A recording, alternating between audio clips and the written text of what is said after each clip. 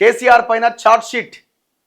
Phone tapping కేసులో 2 వారాల్లో తుది నేరాభియోగాల దాఖలకు సిట్ ఏర్పాట్లట. సో ఛార్జ్షీట్లో కేసీఆర్ పేరును పెట్టబోతున్నదట.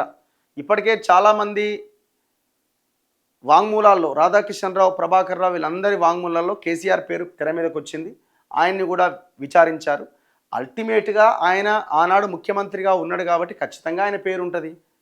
ఆయనకి తెలవకుండా ఈ వ్యవహారమే జరగలేదు.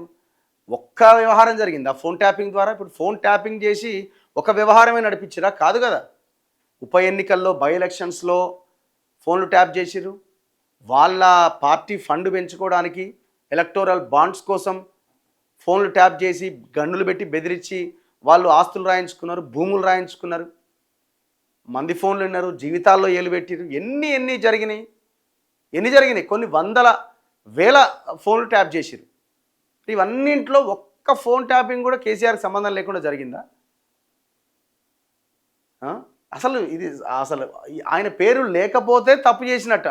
అసలు విచారణ కరెక్ట్గా జరగనట్టు. 100% ఆయన పేరు ఉంటుంది. పక్కా ఆధారాలతో అభియోగాలు, సాక్షులుగా రివ్యూ కమిటీలోని అధికారులట. అప్రూవర్గా ఒక ఐఏఎస్ అధికారి. నిందితుల జాబితాలో ప్రభాకర్ రావు కొడుకును పేరు కూడా చేర్చే అవకాశం ఉందట.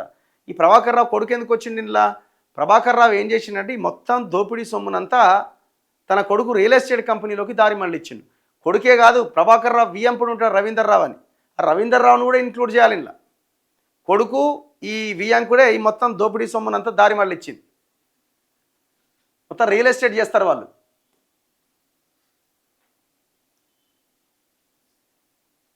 ఇగో ఫోన్ ట్యాపింగ్ కేసులో 2 వారాల్లో నేరాభియోగ పత్రం దాఖలు చేయాలని సిట్ నిర్ణయించినట్టుగా తెలిసింది. మాజీ సీఎం కేసీఆర్తో పాటు కేటీఆర్, హరీష్ రావు, మరికొందరు ప్రముఖుల పాత్రపై సాక్ష్యాధారాలు సిద్ధం చేసుకున్నట్టుగా సమాచారం. ఛార్జ్షీట్ దాఖలు కోసం అధికారులు సన్నాహాలు ప్రారంభించారు. సిట్ చీఫ్ బుధవారం దర్యాప్తు బృందంతో సమావేశమయ్యారు. ట్యాపింగ్ వ్యవహారంలో కీలక పాత్ర వహించిన ఒకరిద్దరిని ఛార్జ్షీట్ వేసేలోపుగా అరెస్ట్ చేసే అవకాశాలు ఉన్నట్టుగా తెలిసిందట. మరి ఎవరిని అరెస్ట్ చేస్తారు? కొత్తగా మరో 5-6 పేర్లను నిందితుల జాబితాలో చేర్చబోతున్నారు. ఫోన్ ట్యాపింగ్ కేసును అధికారులు 2 కోణాల్లో విశ్లేషిస్తున్నారు. అధికార మార్గాల్లో జరిగిన అక్రమ ఫోన్ ట్యాపింగ్ ఒకటైతే, అంటే అది మావోయిస్టులది, ఉగ్రవాదులది, సంఘ విద్రోహ శక్తులకు సంబంధించిన ఫోన్లు ట్యాప్ చేయడం ఒకటైతే, అనధికారికంగా ప్రైవేటు వ్యక్తుల ఇండ్లలో, కార్యాలయాల్లో జరిగిన ట్యాపింగ్ వ్యవహారం మరొకటి. ఇందులో అధికారిక మార్గంలో జరిగిన అక్రమ ఫోన్ ట్యాపింగ్కి సంబంధించి అప్పటి ఎస్ఐబి చీఫ్ ప్రభాకర్ రావు, ఆయన బృందం, నిఘా, బెదిరింపులకు సంబంధించి అప్పటి టాస్క్ ఫోర్స్ చీఫ్ రాధాకిషన్రావు పాత్రపై ఇప్పటి వరకు లభించిన ఆధారాలతో ఛార్జ్షీట్ దాఖలకు సిట్ అధికారులు సన్నద్ధమయ్యారు.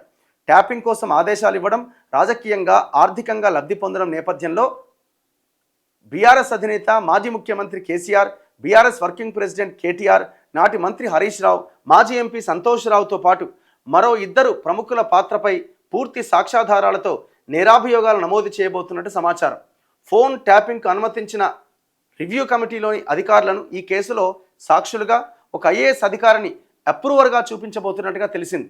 ట్యాపింగ్ సమాచారాన్ని అడ్డం పెట్టుకొని సదరు ఐఏఎస్ అధికారి ద్వారా భూముల గోల్మాల్ జరిగిన వ్యవహారంలో లబ్ధి పొందిన వారి ఆధారాలు సిట్ అధికారులు సేకరించారు. ఇక ఈ కేసులో ఎస్ఐబి చీఫ్ ప్రభాకర్ రావు కొడుకు నిశాంత్ రావును నిందితుల జాబితాలోకి చేర్చే అవకాశం ఉంది. కేసు నమోదై 2 ఏళ్ళు అవుతున్న నేపథ్యంలో ఇప్పటి వరకు జరిగిన సిట్ దర్యాప్తును తదుపరి చర్యల కోసం ఒక వ్యూహాన్ని రూపొందించుకున్నట్టుగా సమాచారం. ఏమో చూడాలి మరి ఏం జరుగుతుంది ఏంటి అన్నది.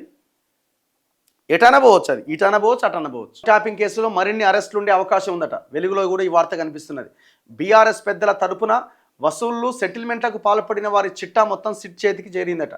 వీరిలో సంతోషరావు పేరుందట. వీడు అసలు దొంగ, మొత్తం బీఆర్ఎస్ పార్టీలో అసలు దొంగ, కనబడని దొంగ, 1000 కోట్లు సంపాదించిన దొంగ సంతోషరావే. త్వరలోనే అరెస్టులు ఉంటాయన్న అధికారులు. పక్కా ఆధారాలు, టెక్నికల్ ఎవిడెన్స్తో ఫైనల్ ఛార్జ్షీట్. కేసుకు బలం చేకూర్చేలా 2000కు పైగా సాంకేతిక ఆధారాలు, దాదాపు 300 మందికి పైగా సాక్షుల వాంగ్మూలాలు, కీలకంగా మారిన 618 మంది ఫోన్ నెంబర్లు. అక్రమార్కులు తప్పించుకోకుండా పకడ్బందీ వ్యూహంతో ముందుకు. బుధవారం న్యాయ నిపుణులతో సిట్ అధికారుల భేటీ.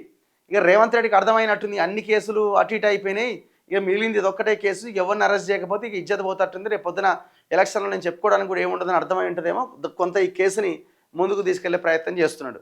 ఇది కూడా తీసుకుపోలేదు అనుకోండి, ఆయన పని అయిపోయినట్టే. చూడాలి ఏం చేస్తాడో.